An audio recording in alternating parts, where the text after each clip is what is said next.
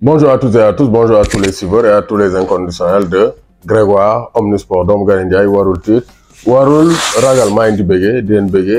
di leen béggee donc Grégoire évolué par Dr Sonko Alpha Sonko donc maa ngi koy béggee bu baax a baax donc on va parler du transfert d'Ismaïla Sarr donc Sarr waxoon nañ ne presque le transfert est ficelé hein.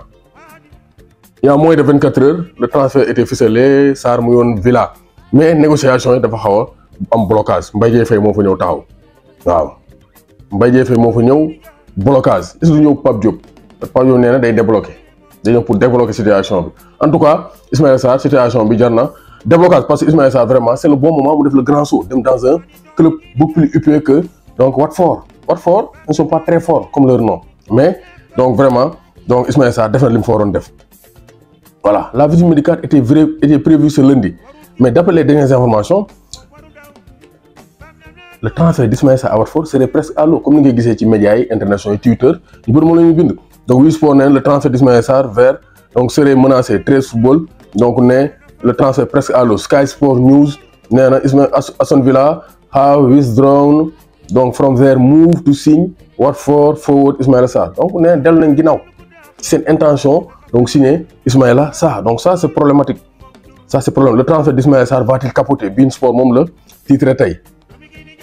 c'est officiel Ismaïla Sarr rejoint Aston Villa il y a 18 heures mais tey dañoo xëy avec de mauvaises nouvelles tout allait bien parce que Bertrand Traoré a été prêté en Turquie donc ay nañ ko Turquie donc ça laisse le boulevard à Ismaïla Sarr mais donc lii xëy ni neexul donc d'après les dernières informations Ismaïla Sarr donc transfert am day capoter et ça vraiment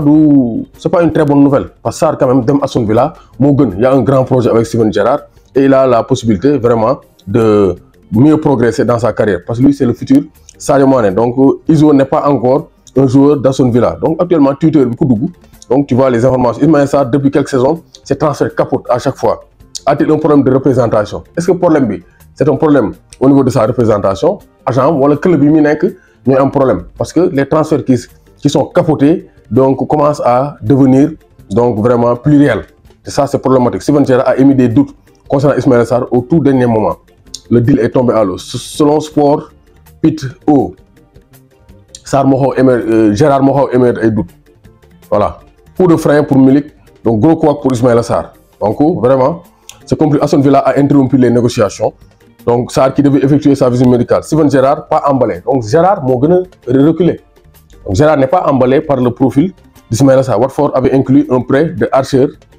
ou Rose dans le deal mais donc waa Watford waa Aston Villa seen dirigeants yi directeur sportif d'accord mais Gerrard moo xaw a dubitatif moo xaw a sceptique par rapport à la venue d'Ismaïla Sarr mais Palace are still active in Ismaïla Sarr file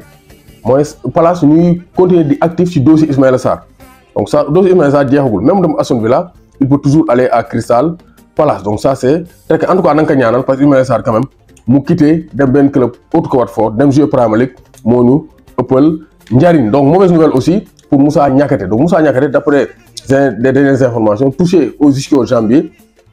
Moussa Niakhaté pourrait rater la Coupe du Monde parce que on est au mois d'août bi mu jeex on est le 22 août septembre octobre novembre c'est la Coupe du Monde donc le 20 novembre c'est le début de la Coupe du Monde donc on est à 3 mois juste donc la tuile pour Moussa Niakhaté 26 ans il fait un très bon début de saison week-end passé moo ëpp le duel aérien yu mu gagné gars yëpp kontaan 7 duels aériens kenn benn défenseur gagné ko mais actuellement donc absence am bi de plusieurs semaines constitue également un frein un coup dur pour l'équipe nationale parce qu'on a besoin d'un grand Moussa Niakhaté en compagnie de Koulibaly pour gérer l'axe on a rien contre Abdou Diallo bokk nañu def vidéo pour mu ñëw dañ koy tàgg mais Abdou Diallo il joue plus te loolu c'est dangereux pour l'équipe nationale te loolu sax naaj ñëw suñu joueurs yu bëri actuellement ñuy frigo chaque week-end foog ñu ci ñëwaat le rappel profite aux croyants donc ça c'est très clair donc gis nañ le Sénégal perd ainsi celui qui était perçu comme une doublure à Abdou Diallo donc Moussa Niakhaté fekkee dafa war a toog durée d'indisponibilité bi si c'est confirmé de plusieurs semaines c'est-à-dire plusieurs mois donc dina nekk un frein vraiment à sa venue en équipe nationale ñu koy ñaanal nag durée bi bañ a yàgg comme ça peut-être dina mën a ñëw mais en tout cas blessure bi nar na ko yàqal donc sa première sélection avec l'équipe nationale du Sénégal doomu Gaye Ndiaye warul tiit warul ragal woman xarta toj sa maari mu naan tës